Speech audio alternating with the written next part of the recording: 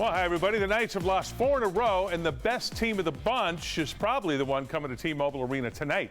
The rival LA Kings are in town. They've got a 13-1 record on the road this season. They also have the highest winning percentage of any team in the West, so this should be a real battle tonight. The Knights and Kings have split their first 2 games this season. The Knights winning in LA, the Kings winning in Vegas. This is the last meeting that you're seeing right here between these 2 Western powerhouses this season, and the Knights would like to make the most of it.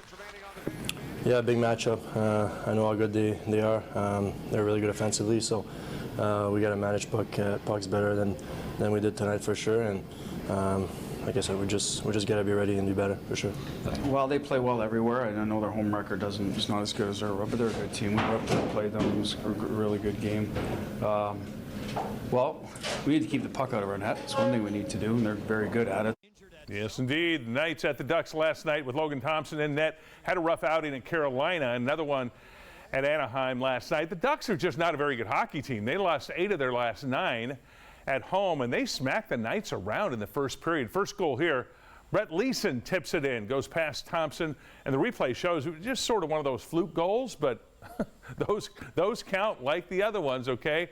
It's 1-0 Ducks at this point. It was a rough night for Logan in net. Here's the replay. It wasn't long after that the Ducks went on the rush, and Jamie Drysdale slaps one home 2-0 early. It was actually 4-0 Ducks with 13 minutes gone in the first, so no need to see any more of this. It was all over except for the fighting, which did happen a little bit later with Jonathan Marchessault.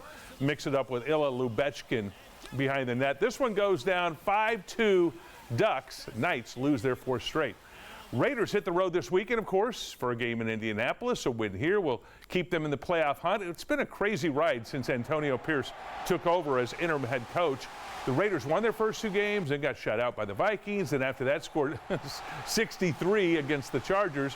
Then that Christmas Day win at Kansas City. There's growing sentiment right now to make Pierce the regular head coach. Players seem to like him, fans like him. He's a Raider through and through. But it'll all come down to what one person, Mark Davis, thinks. My resume's on the grass.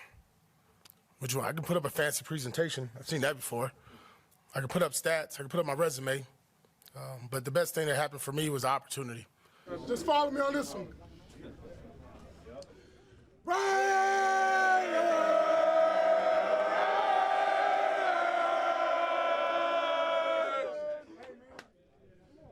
How about that? How about that? It's an emotional and a mental roller coaster, to be honest. I don't care who you are. You're not prepared for this until you do it. And then when you do it, you get better and better. Oh, better and better. Here's another reason to like Pierce. This is his ride to work. I took these pictures at Allegiant Stadium. It's his 1964 candy apple red Chevy Impala with a white vinyl top. Now, he doesn't just store it in the garage. He drives it to the stadium. Pierce is from Southern California. This car has L.A. written all over it. Of course, he was a Raiders fan in L.A. at the time. So it's time for Mark Davis to make this happen, okay? There's a lot more to play for this season, but still, it would be fun to see what Pierce could do with a nice contract and time to build a team. If the Raiders don't do it, I'm telling you, somebody else will, no matter what happens these final 2 games. Okay, we don't normally show NBA highlights, much less Piston highlights, but this is special. Detroit Pistons could lose their 28th consecutive game tonight at Boston.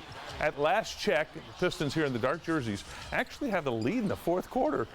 We're going to break into programming if there's an update to this game at any time. See us break into Jeopardy with an update on the Pistons Celtics? Probably not. They wouldn't like it. Okay. We're a couple of months away from the National Rugby League coming to Vegas. They got a couple of regular season games here Saturday, March 2nd. This is the first time for the National League to play here. In fact, they've never played regular season games outside of Australia. This will be the first of a 5-year deal to bring the boys from down under to Vegas. And then, of course, Las Vegas, right? It's investing in becoming the sports and entertainment capital of America. Amazing facilities, this amazing stadium. The Super Bowl will be played here just a few weeks before. We've seen a number of American and international sports showcase themselves in Vegas, and unashamedly, we wanted to be the first Aussie sport to come and make a big splash here. This is an amazing game. You know, it's fast, it's interesting, and you know, I've been here several times, but I forget what a beautiful stadium Allegiant is, and I think the rugby guys will get a real kick out of playing here. Talk about jet lag. Yeah, that will be jet lag. I'm looking forward to this event, by the way. Oh, an update in the program. Pistons up by 1 over the Celtics, 6 minutes left. Breaking news. We'll be back later in the hour. Come on, 28 straight? That's All an right. NBA record if Ron, thank you. if they lose again tonight. We'll be right back.